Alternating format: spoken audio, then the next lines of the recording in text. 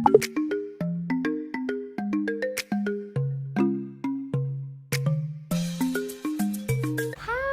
welcome back to my channel di channel Kartika Pertiwi. Kali ini aku bakal bikin video share tentang 6 alasan kenapa kamu belum mulai investasi.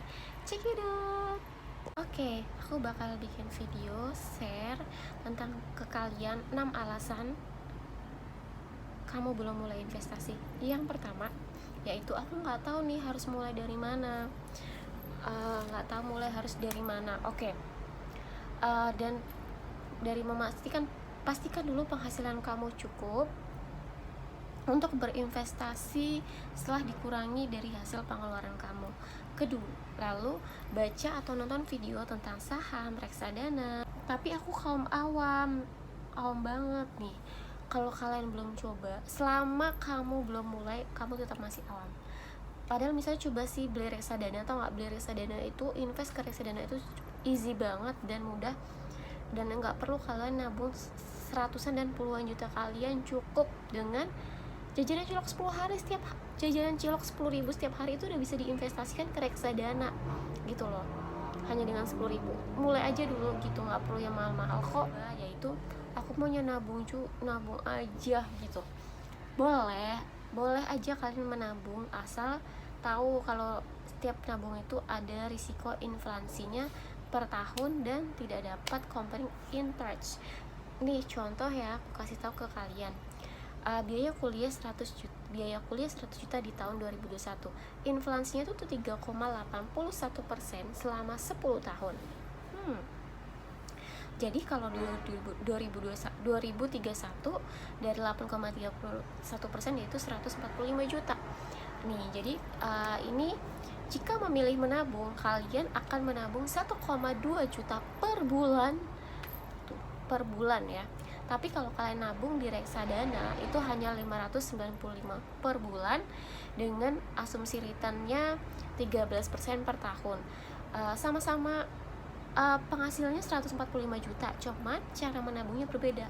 Kalau tabungan di bank 1,2 juta per bulan, kalau di saham reksadana cuman 595.000 per bulan. Yang keempat, aku takut ketipu, soalnya orang tuaku atau keluarga lain pernah ketipu dengan investasi bodong.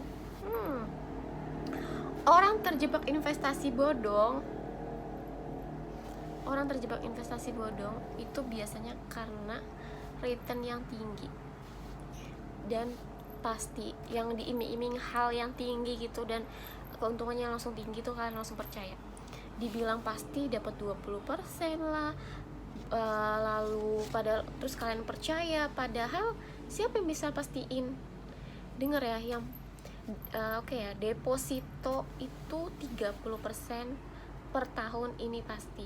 Obligasi pemerintah 15% per tahun itu juga pasti. Kalau orang bilang pasti dari mana? Siapa yang jamin? Tuh. Siapa yang memastikan hal itu? Tuh, bahkan bisnis juga bisa ada nggak ada juga yang bisa menjamin itu keuntungannya besar. Nah, itulah. Kelima, investasi di aplikasi itu aman ya. Di aplikasi aman ya gitu. Takut nggak jelas untungnya di mana gitu, uangnya ada di mana. Oke, pertama pastikan aplikasi yang kamu diawasi oleh OJK, Otoritas Jasa Keuangan. Kedua, uang kamu disimpan oleh aplikasinya kok. Oke, yang keenam, dan ini yang terakhir ya guys, uangmu nggak disimpan oleh aplikasinya gitu. Misalnya kalau saham ada di portofolio, kamu bahkan transfer terus rekening dana nasabah atas nama dirimu sendiri, lalu bukan ke orang lain ya, mencairkannya pun langsung ke rekening kamu sendiri. Kalau reksadana, uangmu dikelola oleh manajer investasi yang disingkat dengan MI, dicatat, disimpan, diawasi oleh bank kustodian. MI dan bank kustodian ini terpisah sehingga uangmu aman. MI bangkrut, aman uangmu di bank. Bank bangkrut, uangmu juga aman karena uangmu bukan aset dari bank dan tidak akan bisa disita gitu. gitu guys. That's all my video tentang 6 alasan kenapa kamu belum mulai investasi. Yang pertama nih, aku nggak tahu harus mulai dari mana. Yang kedua, aku maunya nabung aja. Yang ketiga, tapi aku awam banget.